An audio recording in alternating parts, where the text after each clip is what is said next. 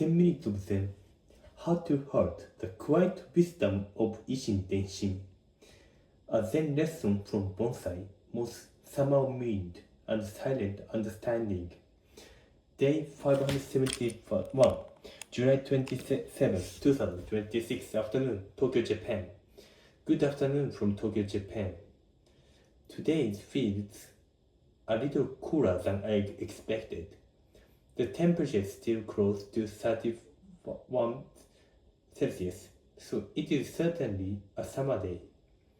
But compared with the intense heat of the recent days, the air feels slightly colder, gentler. This morning, there was a pleasant breeze in Tokyo. For a short while, the moving air softened the summer heat and brought a quiet sense of relief. By the afternoon, the city had become warmer again, but the memory of that morning breeze remained with me.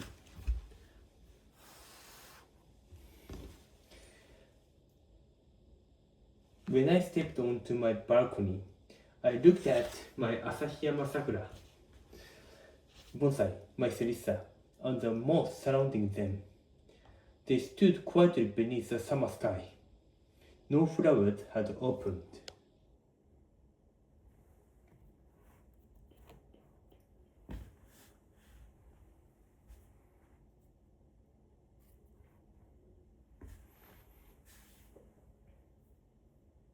No dramatic change had appeared, yet the trees seemed to communicate something simply through the way they were standing.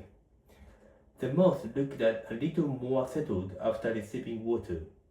The leaves moved gently whenever the wind returned.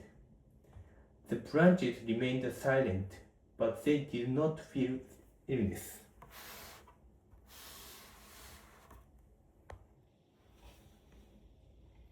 They seemed to be quietly responding to the sunlight, the temperature, the moisture, and the air. As I watched them, I remembered a familiar Japanese expression with deep roots in them. Ishin Denshin. From heart to heart. It describes the understanding that process between people without depending entirely on words. In them, the deepest teaching is not always delivering through explanation. Sometimes it is transmitted through the presence, through attention, through silence, through the way one person certainly observed another. A bonsai does not speak. It does not say, I need water. I need water.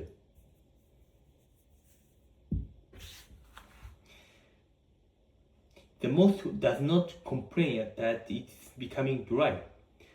Serissa does not ask me to move it toward softer light. Yet by looking carefully each day, I gradually begin to understand. The color of the moss changes. The surface of the soil becomes lighter. The leaves lose some of their freshness. A branch begins to blend differently. These small signs become a quiet languages. No sentence is spoken. Still, meaning is transmitted. Perhaps this is one form of Ishin Denshin.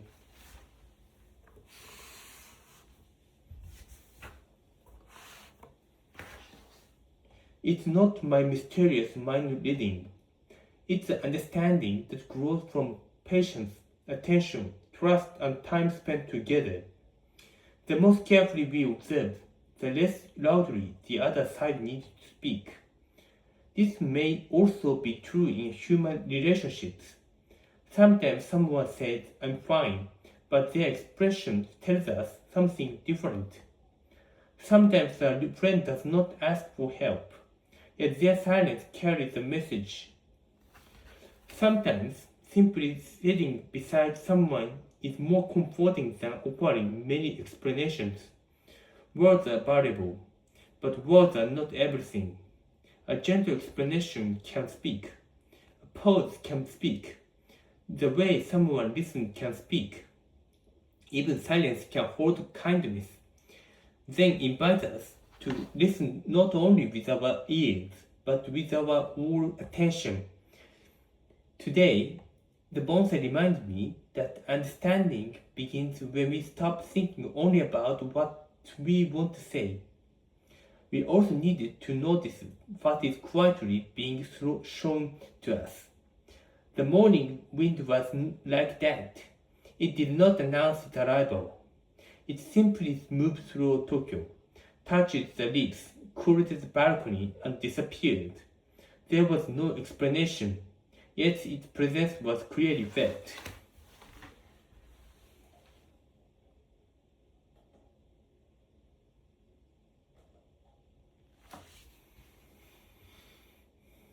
Yesterday, July 26th, there was apparently fireworks display along the Sumida River.